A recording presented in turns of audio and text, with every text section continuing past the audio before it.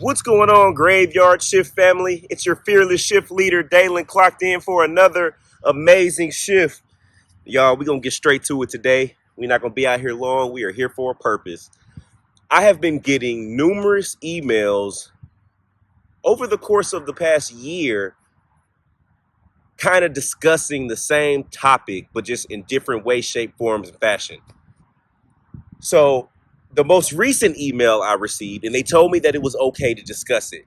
And they want to discuss it because they want to hear our shifter community's responses as well as the spiritual responses. But a woman in the shifter community reached out to me, and she said that growing up, she had a very, very abusive father. To the extent of whatever you can imagine, right? You follow me? She said later in life, he repented per him and got his life together. But that doesn't change what was done to her and how she feels about it.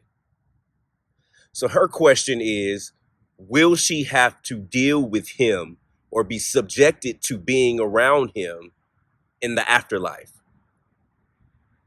Another woman that I spoke to, she came and visited us at Ghost Brothers Weekend in Savannah, Georgia. And I think I told you this story before.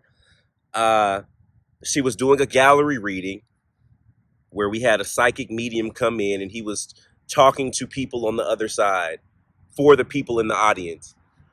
And she was an elderly lady. She was in her 80s, and she had never really associated with the spiritual world or mediums or anything like that. But he said that there was a woman on the other side trying to get in contact with her. And it turns out it was her sister. But come to find out, when they were kids, same situation, her father abused her and her sister to the point that her and her sister would sleep with a knife under her pillow. The woman told me she's 85 years old. To this day, she still sleeps with a knife under her pillow because of what her father did. And she said she can't fathom being around him in the afterlife. So she wanted to know, her sister that had passed away, she knew how frightened her sister was of their father. And now that she's passed away, she wants to know, is her sister alone on the other side with the man that tormented her? So that's the line of question that we're going to go down today, y'all. We just going to ask a few questions around that and just see where it lands, because I know there's a lot of shifters out there dealing with that sort of emotion with just people in families and friends that may have done something to you that you are not over yet or may seem unforgivable. How does that look when you're on the other side? Do you deal with that person still? Love, love, love.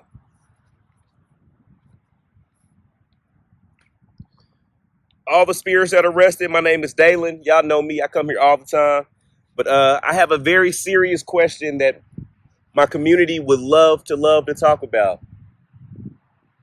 So in short, if someone is hurt or harmed or abused by someone while they're alive, if the abuser then gives their life or repents or apologizes,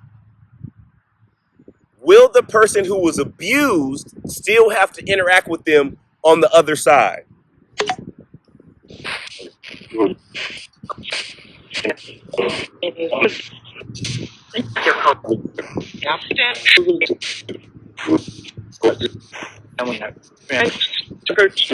Said it hurts.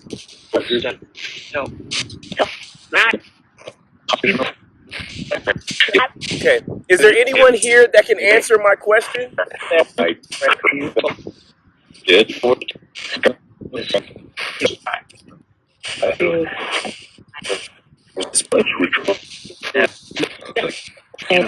So I know who I'm talking to. Can you tell me your name, please?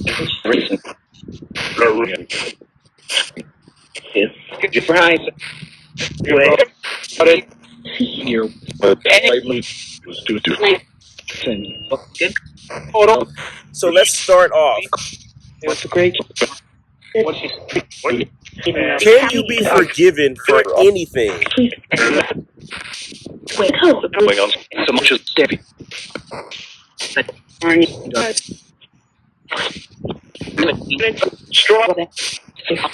No matter the harm or no matter the transgression that you may have committed,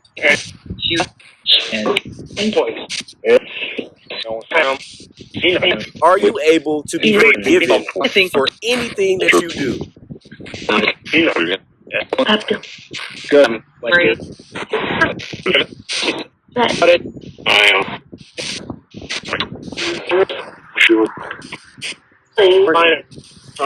Okay.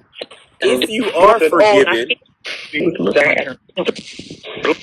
will you end up in the same place as the person you abused in the afterlife? So there's no way.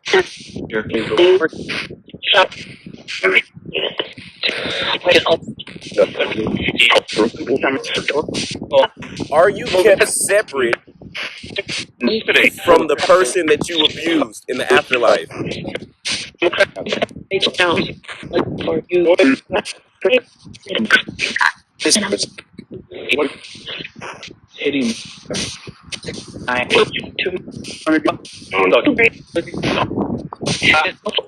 As a person that was being abused, are you forced to interact with your abuser in the afterlife?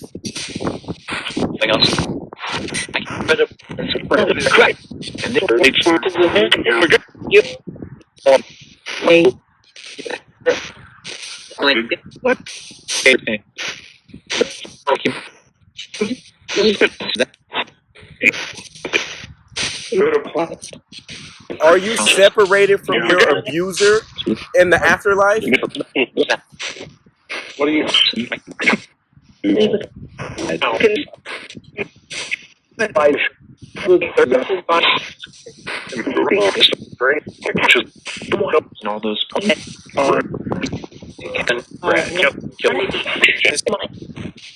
Understanding that bad things may have happened to you, once you get to the afterlife, do you forgive everyone that harmed you?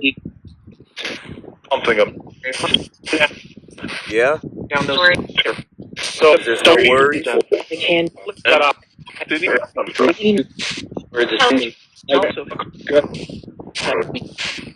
So what happens if you cannot forgive your abuser?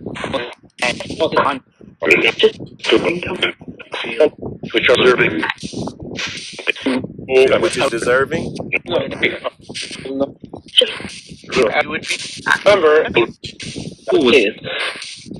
Because, and this is just me thinking out loud, I know you're supposed to forgive everybody, but I think it's easier for the abuser to ask for forgiveness than the person being abused to forgive.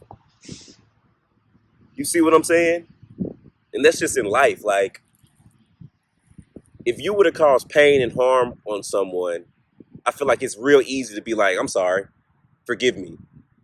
But damn, this is like, it's like going to a fine china store and picking up a glass vase and throwing it up like this and just letting it hit the ground and shatter. And then you're like, oh, I'm sorry. Yeah, but that glass vase is still shattered and it's useless and it's broken and it's hard to put back together. And it's like what it was, it will never be the same again. And it's just like, yo, sorry ain't enough. You feel me? So, like, how do you reconcile with that in the afterlife? Because if you subscribe to the theory or belief that everyone can be forgiven, which I've always believed that, you know what I mean? But when you really start thinking deep into it, what does that do for the survivor or the person abused? So my question is, do you just, once you transition, do all of those things just wipe away from you? Do all the feelings of unforgiveness and the memories of being abused and all of that, does it just wipe away? Because now you're in a better place.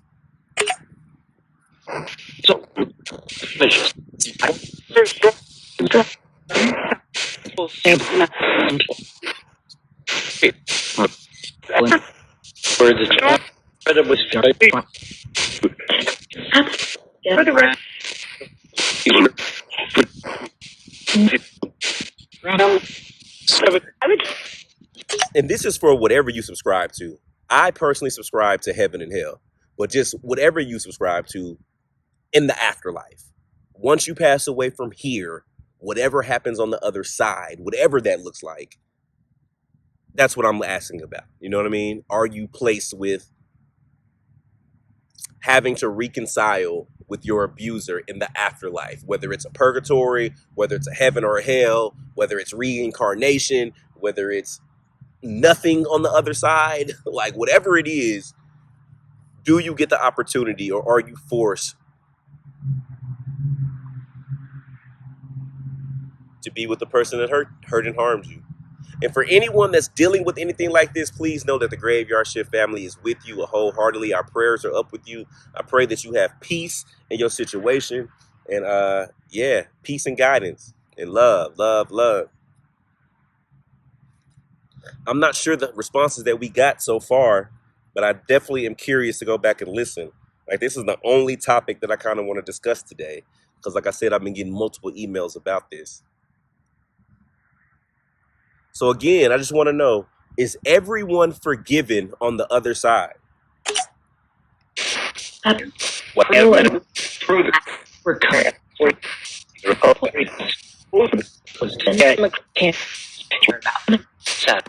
Okay.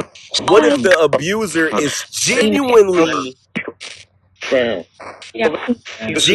sorry and apologetic and wants to be forgiven?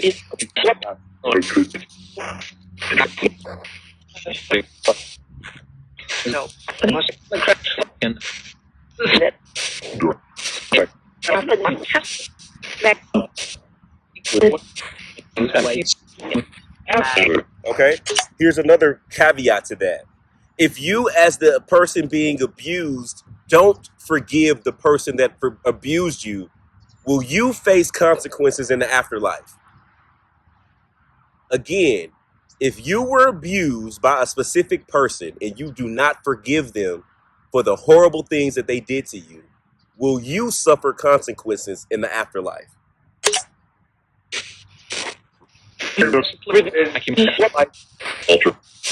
Dang. Yep.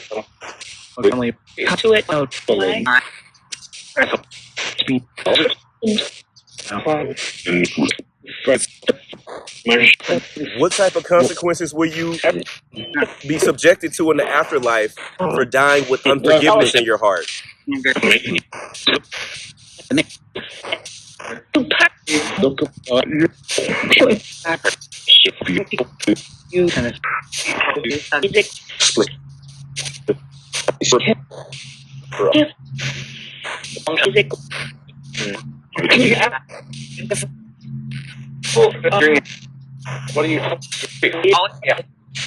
So then, if you will be disciplined or judged for your unforgiveness, why does it feel like the burden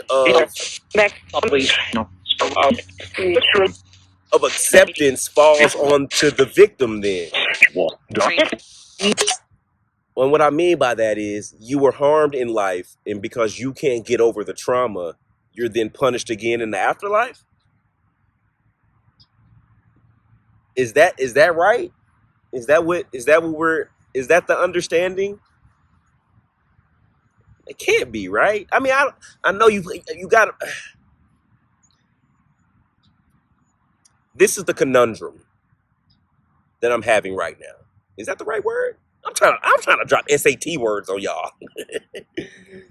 This is the problem.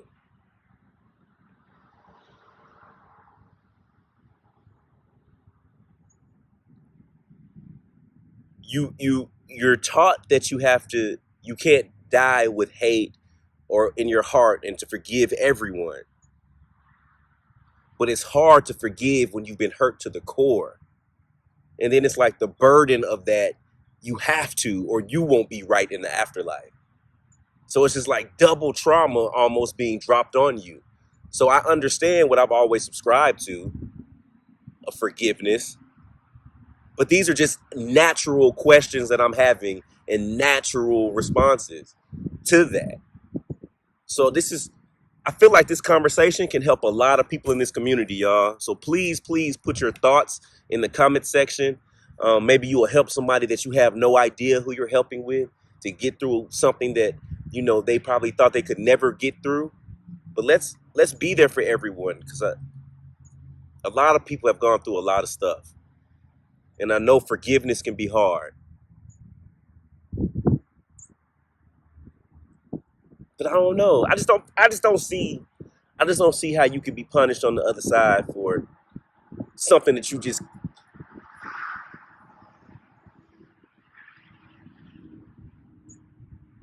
or maybe God or your higher belief, whatever you believe in. Again, I'm never gonna try to put I'm just gonna tell you what I believe in. So I'm gonna speak from my perspective. Maybe God can cleanse the animosity away from you, because it does nothing but poison you. I don't know. Spirits, what do you think? We know. You said we know. What What do you know?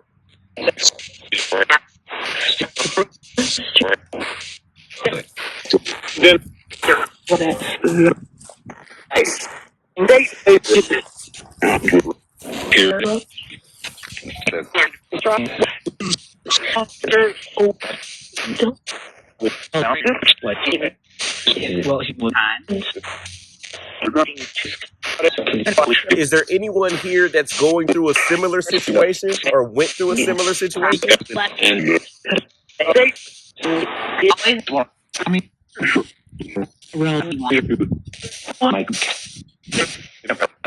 So what happened when you transitioned?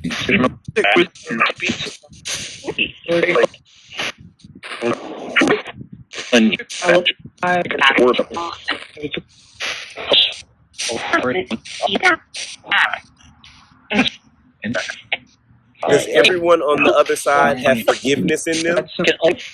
Okay.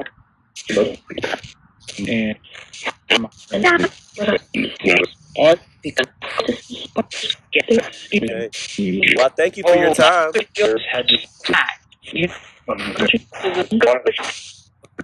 Y'all, let me know your thoughts. This is a shorter video, but I want to know your thoughts in the comment section.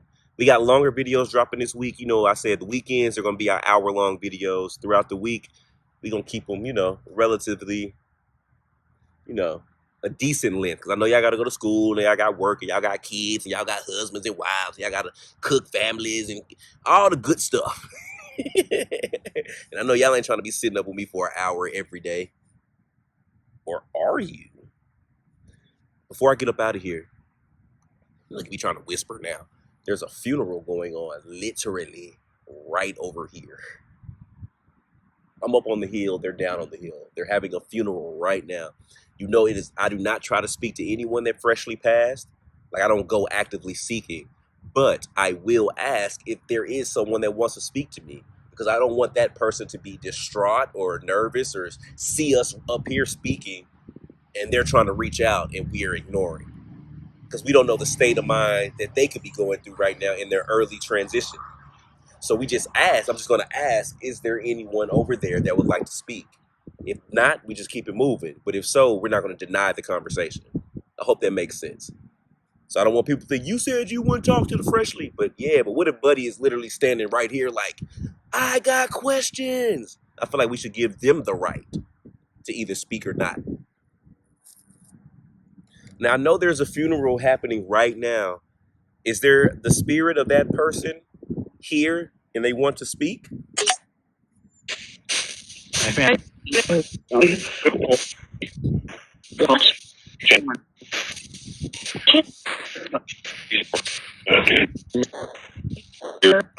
Is the spirit of the person that's being buried right now, are they around here?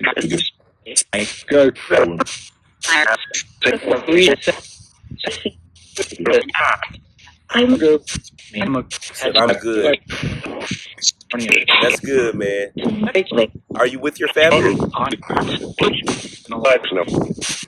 Alive? No. But are you watching your funeral now? Definitely. It's sad to say. Yeah. How do you feel seeing all your loved ones standing around you?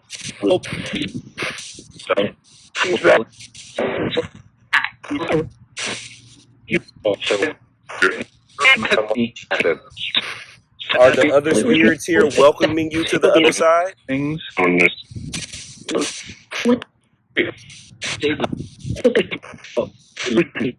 They were lost. They were lost.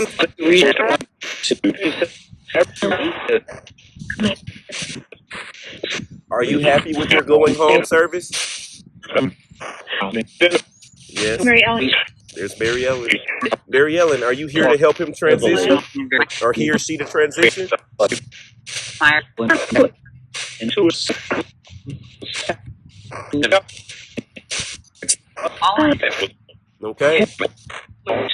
That's cool. The person is here. I knew the person be here somewhere. They too close not to hear us. There's Adrian. Well, Mary Ellen and Adrian, can you take care of our newly departed friend? Did. Check.